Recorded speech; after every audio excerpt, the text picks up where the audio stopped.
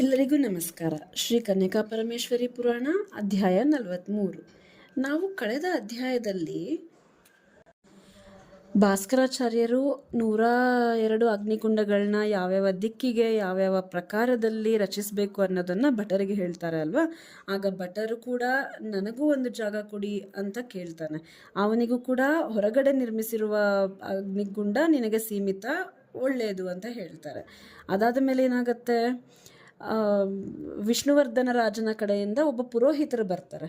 ಆ ಪುರೋಹಿತರು ಬಂದಾಗ ಅವರು ಮದುವೆ ಕಾರ್ಯಕ್ಕೋಸ್ಕರ ಯಾವ ಯಾವ ರೀತಿ ತಯಾರಿ ನಡೆದಿದೆ ಅಂತ ಕೇಳೋಕೆ ಹೋದರೆ ಅವರ ಹತ್ರ ಭಾಸ್ಕರಾಚಾರ್ಯರು ಮತ್ತು ಅಲ್ಲಿಯ ಓರ್ವ ವೈಶ್ಯರು ನಿಜ ಹೇಳೋದಿಲ್ಲ.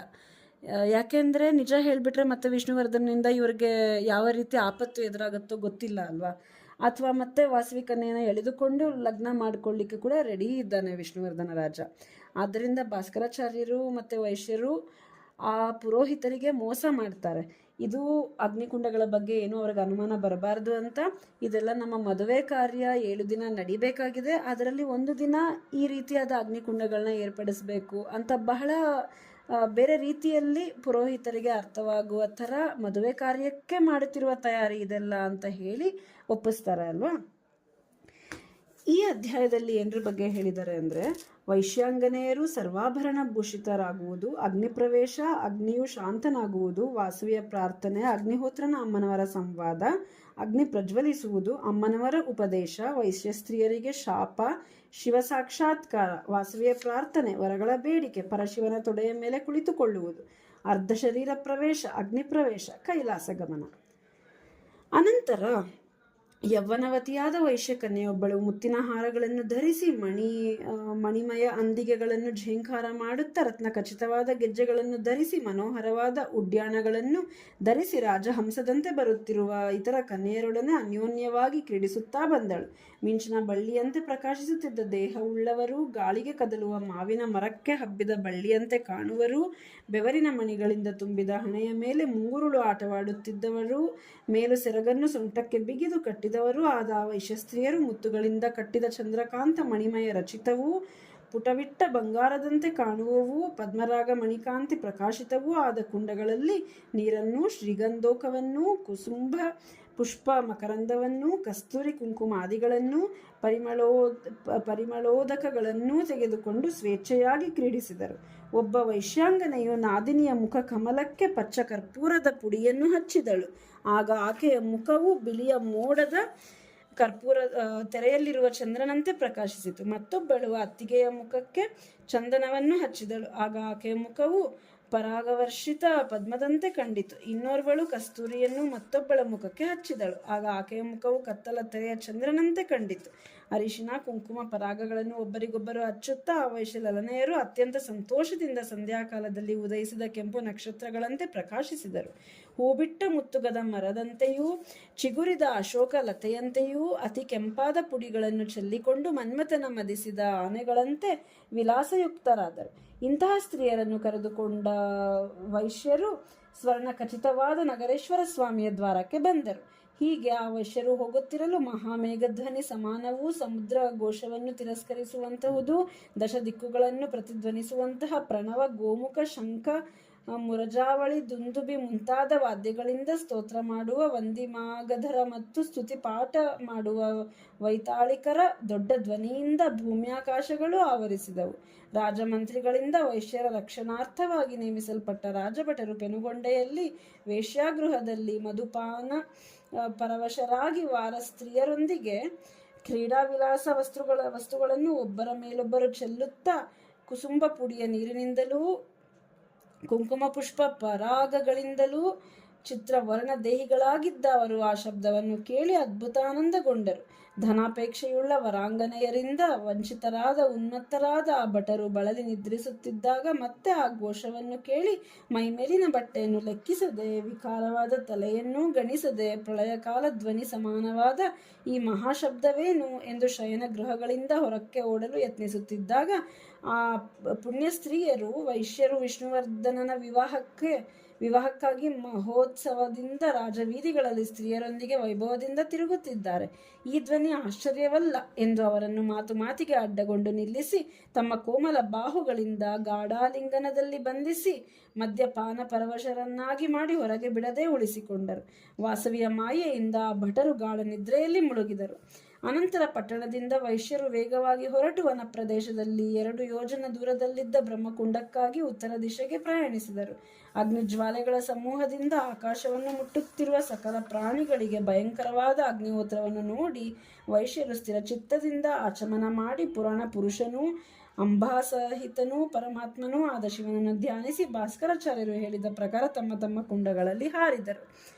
ಆಗ ಭಗವಂತನಾದ ಅಗ್ನಿಹೋತ್ರನು ಸಕಲ ಪ್ರಾಣ ಭಯಂಕರವಾದ ತನ್ನ ದಹನ ಸಾಮರ್ಥ್ಯವನ್ನು ಕ್ಷಣಕಾಲ ಉಪಸಂಹರಿಸಿಕೊಂಡು ತಣ್ಣಗಾದನು.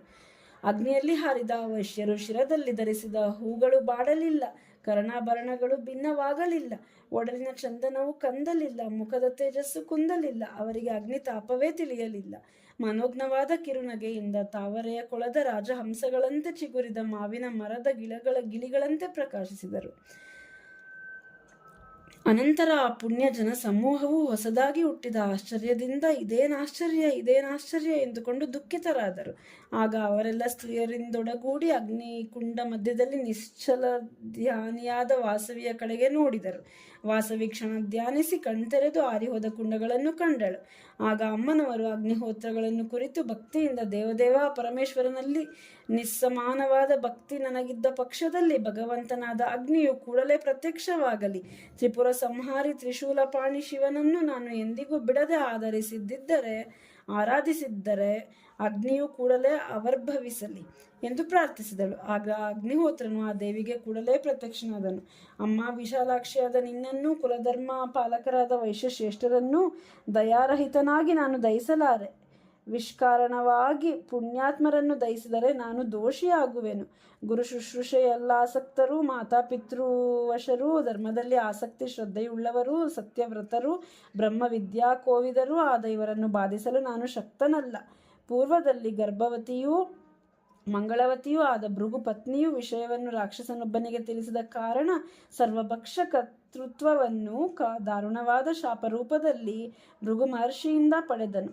ಅಂದಿನಿಂದ ಮಹಾತ್ಮರೆಂದರೆ ನನಗೆ ಭಯ. ಆದ್ದರಿಂದ ಮಹಾತ್ಮರಾದ ನಿಮ್ಮನ್ನು ದಹಿಸಲಾರೆ ಎಂದು ನುಡಿಯಲಾಗಿ ಆ ವೈಶ್ಯರು ಪರಮಾಶ್ಚರ್ಯಭರಿತರಾದರು. ಅನಂತರ ವಾಸವಿಯು ಸಕಲ ಭೂತಾಂತರಾತ್ಮನೂ ಸಕಲ ಲೋಕ ವ್ಯಾಪಕನೂ ಭಗವಂತನಾದ ಅಗ್ನಿದೇವ, ನೀನು ಸರ್ವಜ್ಞ, ಭೂತ ಭವಿಷ್ಯತ್ ವರ್ತಮಾನಗಳಿಗೆ ನಾಯಕನಾದ ನೀನು ನನ್ನ ಮಾತನ್ನು ಕೇಳು. ಪೂರ್ವಜನ್ಮದಲ್ಲಿ 101 ವಂಶಗಳ ಜೊತೆಗೆ ಮೋಕ್ಷವನ್ನು ಈ ಕುಸುಮಶ್ರೇಷ್ಠಿ ನನ್ನಿಂದ ವರವಾಗಿ ಪಡೆದನು. ಓ ದೇವೇಶ, ನಿನಗೆ ತಿಳಿಯದ ವಿಷಯವಿಲ್ಲ. ವೃಥಾ ವಿಳಂಬ ಮಾಡಬೇಡ. ದೇವತೆಗಳಿಂದ ಸ್ತುತಿಸಲ್ಪಡುವ ಅಗ್ನಿಯೇ ನಮ್ಮ ಮೇಲೆ ಕರುಣಿಸು.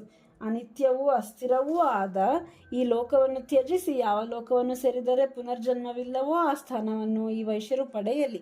ಶೀಘ್ರವಾಗಿ ಕೃಪೆ ಮಾಡು. ವಂಶಧರ್ಮವನ್ನು ನಾಶ ಮಾಡಿ ಧರ್ಮವನ್ನು ತ್ಯಜಿಸಿದ ವಿಷ್ಣುವರ್ಧನನು ನಿರ್ದೋಷಿಯಾದ ನನ್ನನ್ನು ಸಾಮಾನ್ಯ ವೈಶ್ಯ ಕನ್ಯೆ ಎಂದುಕೊಂಡು ಮೋಹಿಸಿ ಕೋರುತ್ತಿದ್ದಾನೆ. ಶಾಪ ಕಾರಣದಿಂದ ಅಂಥ ಕೃತ್ಯವನ್ನು ನಿವಾರಿಸುವುದಕ್ಕೆ ನನಗೂ ತೋಚಲಿಲ್ಲ. ಕೈಲಾಸವನ್ನು ಬಿಟ್ಟು ಇಲ್ಲಿಯ ವಾಸವನ್ನು ನಾನಿಷ್ಟಪಡೆನು. ಪಾಪಾತ್ಮನಾದ ವಿಷ್ಣುವರ್ಧನನು ಇಲ್ಲಿಗೆ ಬರುವವರೆಗೂ ನಮ್ಮನ್ನು ನಿಲ್ಲಿಸಬೇಡ ಎಂದು ಪ್ರಾರ್ಥಿಸಿದಳು. ಆಗ ಅಗ್ನಿಹೋತ್ರನು ವಾಸವಾಂಬೆಯ ವಿಜ್ಞಾಪನೆಯನ್ನು ಕೇಳಿ ಭಯಂಕರ ಜ್ವಾಲೆಗಳಿಂದ ಪ್ರಜ್ವಲಿಸಿದನು. ವೈಶ್ಯರು ಆನಂದದಿಂದ ಮತ್ತೆ ಸ್ನಾನವನ್ನು ಮಾಡಿ ಗಂಧ ಮಾಲ್ಯಾಭರಣಗಳಿಂದ ಅಲಂಕರಿಸಿಕೊಂಡು ತಮ್ಮ ತಮ್ಮ ಅಗ್ನಿಕುಂಡಗಳ ಹತ್ತಿರ ಸೇರಿದರು. ಅನಂತರ ವಾಸವಿಯು ವಿರೂಪಾಕ್ಷ ಮೊದಲಾದ ಸಹೋದರ ಬಾಲಕರನ್ನು ನೋಡಿ, ವೈಶ್ಯ ಯುವಕರೇ, ನನ್ನನ್ನು ನೆನೆಸಿ ನೀವೇನು ಕೊಡಬೇಕೆಂದರೂ ಆಚಾರ್ಯರ ಮೂಲಕ ಕೊಡಬೇಕು. ಸೇವೆ, ಅರ್ಚನೆ ಮೊದಲಾದವುಗಳನ್ನು ನನ್ನನ್ನು ಧ್ಯಾನಿಸಿ ಮಾಡಬೇಕು. ಪ್ರತಿ ವರ್ಷ ನನ್ನನ್ನು ಆರಾಧಿಸಿ ಸಂತೋಷಗೊಳಿಸಬೇಕು. ಆಯತಯಾಮನ್ ಶಾಖದವರಿಂದ ಹೇಳಲ್ಪಟ್ಟ ಪ್ರಕಾರ ನನ್ನನ್ನು ಪೂಜಿಸಿರಿ. ಸಂಪತ್ತಿನ ಆಕಾಂಕ್ಷಿಗಳಾದ ವೈಶ್ಯರೇ, ನಿತ್ಯ ನನ್ನನ್ನು ಜಪಿಸಿರಿ. ಭಾಸ್ಕರಾಚಾರ್ಯರ ವಂಶದಲ್ಲಿ ಸಾಲಂಕಾಯನರು ಜನಿಸಿ ನಿಮಗೆ ಅಂಗಸಹಿತವಾಗಿಯೂ ಕವಚ ಸಹಿತವಾಗಿಯೂ ನನ್ನ ಮಂತ್ರವನ್ನು ಉಪದೇಶಿಸುವರು. ಆಲಯದಲ್ಲಿ ಕುಬೇರ ಸ್ಥಾಪಿತ ಲಿಂಗದ ಎದುರಿಗೂ ಸೂರ್ಯ ಚಕ್ರದ ಎದುರಿಗೂ ಪುರಾಣ ಪುರುಷನೂ ದಯಾಹೃದಯನೂ ಆದ ಜನಾರ್ದನ ಸ್ವಾಮಿಯ ಸನ್ನಿಧಾನದಲ್ಲಿ ಶ್ರೀಚಕ್ರ ಸಮೀಪದಲ್ಲಿ ನನ್ನ ಸದಾ ಆಧರಿಸಿ. ಆರಾಧಿಸಿರಿ. ಈ ಕೆಳಗೆ ಹೇಳಿದ ವಿಗ್ರಹಗಳ ಸನ್ನಿಧಾನದಲ್ಲಿ ನನ್ನನ್ನು ಭಕ್ತಿಯಿಂದ ಪೂಜಿಸಿದ ವೈಶ್ಯರಿಗೆ ನಾನು ಸರ್ವಕಾಲ ಸಂಪತ್ತನ್ನು ಅನುಗ್ರಹಿಸುವೆನು. ವಿವಾಹದಲ್ಲಿ ವನ ಪ್ರದೇಶದಲ್ಲಿ ನನ್ನ ಕಳಸ ವಾಹನವನ್ನೂ ಸಕಲ ಆಲಯಗಳಲ್ಲಿ ನನ್ನ ಮೂರ್ತಿಯನ್ನೂ ಪೂಜಿಸಿರಿ. ಯಾರು ನನ್ನನ್ನು ಆ ರೀತಿ ಪೂಜಿಸುವುದಿಲ್ಲವೋ ಅವರು ನಾಶ ಹೊಂದುವರು. ಕುಲದೈವವಾದ ನನ್ನನ್ನು ಯಾರು ದ್ವೇಷಿಸುವರೋ ಅವರಿಗೆ ಅಖಂಡ ಅಶ್ರೇಯಸ್ಸುಂಟಾಗುವುದು. ಎಲ್ಲ ದೇವರಿಗಿಂತ ಮೊದಲು ನನ್ನನ್ನು ಅರ್ಚಿಸಿದರೆ ಸುಖವಾಗುವುದು. ಇದು ಸತ್ಯವಾದ ಪ್ರತಿಜ್ಞೆ. ಹೀಗೆ ನುಡಿದು ಅಷ್ಟರಲ್ಲಿಯೇ ಕೋಪಗೊಂಡ ವಾಸವಿ ವಿಷ್ಣುವರ್ಧನ ರಾಜನು ವೈಶ್ಯ ಸಂಘವನ್ನು ನಾಶ ಮಾಡಿದ ಮಹಾಪಾಪದಿಂದ ಅಗ್ನಿಪ್ರವೇಶ ವಾರ್ತೆಯನ್ನು ಕೇಳುತ್ತಲೇ ಆತನ ತಲೆಯು 1000 ಹೋಳಾಗಿ ಮೃತನಾಗಿ ಭೂಮಿಗೆ ಬೀಳಲಿ ಎಂದು ಶಪಿಸಿದಳು. ಅನಂತರ ವಾಸವಿಯು ನಾನು ರೂಪವತಿಯಾದ ಕಾರಣವೇ ಇಂತಹ ವಿನಾಶವು ಸಂಭವಿಸಿತು. ಆದ್ದರಿಂದ ಸೃಷ್ಟಿಕರ್ತನಾದ ಪದ್ಮನಾದ ನಮ್ಮ ಕುಲದಲ್ಲಿ ರೂಪಸಿಯರಾದ ಸ್ತ್ರೀಯರನ್ನು ಸೃಷ್ಟಿಸಬೇಡ. ಗುಣವತಿಯರು, ಪತಿವ್ರತೆಯರು, ಸತ್ಸಂತಾನಿಯರು, ಸಾಮುದ್ರಿಕ ಶುಭ ಲಕ್ಷಣವತಿಯರು, ಸೌಭಾಗ್ಯವಂತೆಯರು ಆದ ಸ್ತ್ರೀಯರನ್ನು ಸೃಷ್ಟಿಸು ಎಂದು ಧ್ಯಾನಿಸಿ ಅಗ್ನಿ ಪ್ರವೇಶಕ್ಕೆ ಉದ್ಯುಕ್ತಳಾದಳು. ಕ್ಷಣಕಾಲ ಹೀಗೆ ಧ್ಯಾನ ಮಾಡಿ ವಾಸವಿಯು ತನ್ನ ಪುರಾತನ ರೂಪವನ್ನು ಸ್ಮರಿಸಿದಳು. ಅಂಗುಷ್ಟ ಪ್ರಮಾಣವುಳ್ಳದ್ದು, ವಿಕಸಿತ ಇಂದೀವರ ವರ್ಣ ದೇಹ, ಕಾಂತಿ ಸಂಪನ್ನವೂ, ಚತುರ್ಭುಜವೂ, ಬಾಲಚಂದ್ರ ಶಿರೋಭೂಷಿತವೂ, ಎಡಭಾಗದಲ್ಲಿ ಊರ್ಧ್ವ ಪ್ರದೇಶದಲ್ಲಿ ಕಮಲದಂತೆ ಸ್ವಚ್ಛವಾಗಿರುವ ಹಸ್ತಗಳಲ್ಲಿ ಕಲಶವನ್ನೂ ಅಮೃತ ಕಲಶವನ್ನೂ ಗಿಳಿಯನ್ನೂ ಅಭಯ ಮುದ್ರೆಯನ್ನು ಧರಿಸಿದ ಅಗ್ನಿಕುಂಡಜನ್ಯವಾದ ಅರಿಶಿನ ಪ್ರದೇಶ ಮಧ್ಯವರ್ತಿಯಾದ ಪರಾಶಕ್ತಿ ಸ್ವರೂಪಿಣಿಯಾದ ದೇವಿಯನ್ನು ಗುರು ಭಾಸ್ಕರಾಚಾರ್ಯ ಸನ್ನಿಧಿಯಲ್ಲಿ ವೈಶ್ಯರೆಲ್ಲ ಕಣ್ತುಂಬಾ ನೋಡಿದರು. ಅನಂತರ ಭಗವಂತನಾದ ಸಕಲಭೂತ ಕಾರಣನಾದ ಚಂದ್ರಶೇಖರನು, ಸರ್ವಭೂಷಣನು, ಮಹೇಶ್ವರನು ಎಡಭಾಗದಲ್ಲಿ ಗೌರಿಯೊಂದಿಗೆ ಸಿದ್ಧ ಗಂಧರ್ವ, ರಾಕ್ಷಸ, ಬ್ರಹ್ಮಾದಿ ದೇವತೆಗಳು ಸ್ತುತಿಸಿ ಹಿಂಬಾಲಿಸುತ್ತಿರಲು ಕರುಣಾ ಸಮುದ್ರದಂತೆ ಕೈಲಾಸ ಶಿಖರದಂತೆ ಬೆಳ್ಳಗಿರುವ ವೃಷಭವನ್ನು ಹತ್ತಿಕೊಂಡು ಅವರೆಲ್ಲ ಸಾಕ್ಷಾತ್ಕರಿಸಿದರು. ಆಗ ವೈಶ್ಯರು ಆಶ್ಚರ್ಯಾನಂದಮಗ್ನರಾಗಿ ಒಡನೆಯೇ ಉದಯಿಸಿದ ಕೋಟಿ ಸೂರ್ಯ ದಿವ್ಯ ಕಾಂತಿ ಪ್ರಕಾಶ ಪಾರ್ವತಿ ವಲ್ಲಭನನ್ನು ನೋಡಿ ಭಕ್ತ್ಯಾತಿಶಯದಿಂದ ಪುಲಕಿತರಾಗಿ ಸಾಷ್ಟಾಂಗವನ್ನು ನಮಿಸಿ ಅನೇಕ ವಿಧವಾಗಿ ಸ್ತುತಿಸಿ ಸಂಭ್ರಮದಿಂದ ಅಂಜಲಿಬದ್ಧರಾಗಿ ನಿಂತರು. ಆಗ ವಾಸವಿಯು ಭಕ್ತಿಭಾರದಿಂದ ವಿನಮ್ರಳಾಗಿ ದೇವನಿಗೆ ಪುನಃ ಪುನಃ ನಮಸ್ಕರಿಸಿ ಹರ್ಷದಿಂದ ಗದ್ಗದಿತಳಾಗಿ ಹೀಗೆ ಸ್ತುತಿಸುತ್ತಿದ್ದಳು. ಸಮಸ್ತ ಲೋಕ ಸೃಷ್ಟಿಕರ್ತ, ಪೋಷಕರ್ತ, ಸಂಹಾರಕರ್ತನೂ, ದಾಕ್ಷಾಯಣಪತಿಯೂ ಪರಮೇಷ್ಠಿಯೂ ಆದ ಮಹಾದೇವನಿಗೆ ನಮಸ್ಕಾರ. ಸಕಲ ಲೋಕ ವ್ಯಾಪಕನೂ, ತ್ರಿಪುರಾಸುರ ಸಂಹಾರಕನೂ, ಪಾರ್ವತಿ ಪ್ರಾಣವಲ್ಲಭನೂ, ಲಕ್ಷ್ಮೀಪತಿ ಸ್ನೇಹಿತನೂ ಆದ ದೇವನೇ ನಮಸ್ಕಾರ. ಯಾರ ಅಣತಿಯಂತೆ ಸ್ಥಾವರ ಜಂಗಮ ಸ್ವರೂಪವಾದ ಸೃಷ್ಟಿಯೆಲ್ಲವೂ ಹುಟ್ಟಿ ಬೆಳೆದು ಅಳಿಯುವುದೋ ಅಂತಹ ರುದ್ರನಾದ ನಿನಗೆ ನಮಸ್ಕಾರ. ಕಲ್ಯಾಣಗಿರಿ ಕೋದಂಡನೂ, ಪರಬ್ರಹ್ಮ ಸ್ವರೂಪ ಹಸ್ತಗಳುಳ್ಳವನೂ, ಭೂಮಿಯೇ ರಥವಾಗಿರುವನೂ, ಶೇಷನೇ ಉಡುದಾರವಾಗಿರುವವನೂ, ಜಗತ್ತಿನಾಚಾರ್ಯನೂ ಆದ ನಿನಗೆ ನಮಸ್ಕಾರ. ಅನಂತರ ಮಹಾದೇವನು ಕಿರುನಗೆಯಿಂದ ಓ ಮಂಗಳವತಿ,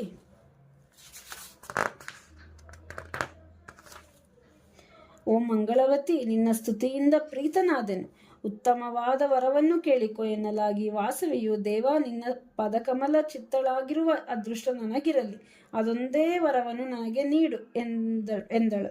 ಆಗ ಈಶ್ವರನು, ಓ ಮಂಗಳವತಿಯೇ, ಹಾಗೆಯೇ ಆಗಲಿ. ನಿನಗೆ ನನ್ನನ್ನು ಬಿಡಲಾರದ ನಿಸ್ಸಮಾನವಾದ ಭಕ್ತಿ ಉಂಟಾಗುವುದು. ನಿನಗೆ ಮಂಗಳವಾಗಲಿ. ಮಹಾಬುದ್ಧಿವಂತಳಾಗಿ ದೇವಿ, ಇನ್ನೊಂದು ವರವನ್ನು ಕೇಳಿಕೊ ಎನ್ನಲಾಗಿ ವಾಸವಿಯು, ದೇವಪೂರ್ವದಲ್ಲಿ ಈ ಕುಸುಮ ಶ್ರೇಷ್ಠಿಯು ನನ್ನ 101 ವಂಶಗಳೊಂದಿಗೆ ಮೋಕ್ಷವನ್ನು ನನ್ನಿಂದ ವರವಾಗಿ ಪಡೆದನು. ಆದ್ದರಿಂದ ಈ 102 ಗೋತ್ರಗಳವರಿಗೆ ನಿತ್ಯವೂ ಯೋಗೀಶ್ವರನೂ ಹೊಂದಲ ಸಾಧ್ಯವೂ ನಿನ್ನ ಆಸ್ಥಾನವೂ ಆದ ಕೈಲಾಸದಲ್ಲಿ ಬ್ರಹ್ಮ ಕಲ್ಪದವರೆಗೆ ಆಶ್ರಯ ನೀಡು. ಓ ವೃಷಭಧ್ವಜ, ಇದಕ್ಕಿಂತ ನನಗೆ ಬೇರೆ ಏನೂ ಬೇಕಿಲ್ಲ ಎಂದು ಪ್ರಾರ್ಥಿಸಿದಳು. ಆಗ ಪರಮೇಶ್ವರನು ತಥಾಸ್ತು ಎಂದು ಹೇಳಿ ತನ್ನ ಕೈಯಿಂದ ವಾಸವಿಯ ಕೈಯನ್ನು ಹಿಡಿದುಕೊಂಡನು. ವಿರಾಟ ಪುರುಷನಾದ ಈಶ್ವರನು ಕೂಡಲೇ ಅಗ್ನಿಜ್ವಾಲೆಗಳಿಂದ ಆಕೆಯನ್ನು ಮೇಲೆತ್ತಿ ತನ್ನ ಪೀಠದಲ್ಲಿ ಕುಳ್ಳಿರಿಸಿಕೊಂಡು ಅಂತರಿಕ್ಷದಲ್ಲಿ 10 ದಿಶೆಗಳನ್ನು ಕಾಂತಿಯಿಂದ ಪ್ರಕಾಶಿಸಿದನು.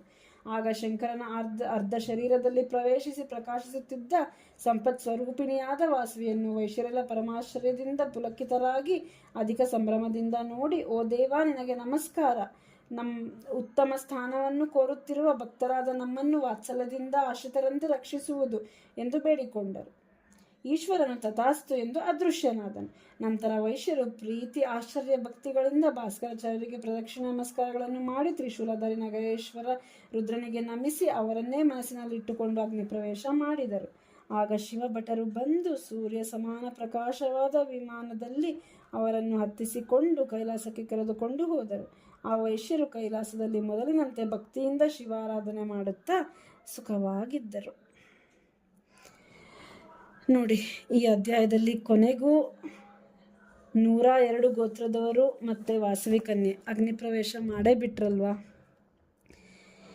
ಈ ಕಥೆಯನ್ನು ಕೇಳ್ತಾ ಇದ್ದರೆ ಒಂದು ರೀತಿ ಬಾಧೆ ಪಡಬೇಕೋ ಇಲ್ಲ ಅಂದರೆ ಅವರ ನಿರ್ಣಯಕ್ಕೆ ಸಂತೋಷ ಪಡಬೇಕೋ ನಿಜವಾಗ್ಲೂ ಅರ್ಥ ಆಗಲ್ಲ ಅಲ್ವಾ ಸ್ನೇಹಿತರೆ. ನಿಜಕ್ಕೂ ನಾವು ಅಂಥ ಕುಲದಲ್ಲಿ ಹುಟ್ಟಿದ್ದೀವಿ, ಅಂಥ ದೇವಿಯ ಕೃಪೆಗೆ ಪಾತ್ರರಾಗಿದ್ದೇವೆ ಅಂದರೆ ನಾವೆಷ್ಟು ಧನ್ಯರಲ್ವಾ. ಮುಂದಿನ ಅಧ್ಯಾಯದಲ್ಲಿ ಲೇಖಕರಿನ್ನೂ ಮುಂತಾದ ವಿಷಯಗಳ ಬಗ್ಗೆ ತಿಳಿಸ್ಕೊಡ್ತಾರೆ. ವಾಸವಿ ಕನ್ಯೆಯ ಬಗ್ಗೆ, ವಾಸವಿ ಮಾತೆಯ ಬಗ್ಗೆ ಮುಂದಿನ ಅಧ್ಯಾಯದ ಜೊತೆಗೆ ನಾನು ನಿಮ್ಮ ಮುಂದೆ ಬರ್ತೇನೆ. ಅಲ್ಲಿವರೆಗೂ ಧನ್ಯವಾದಗಳು. ಜೈ ವಾಸವಿ.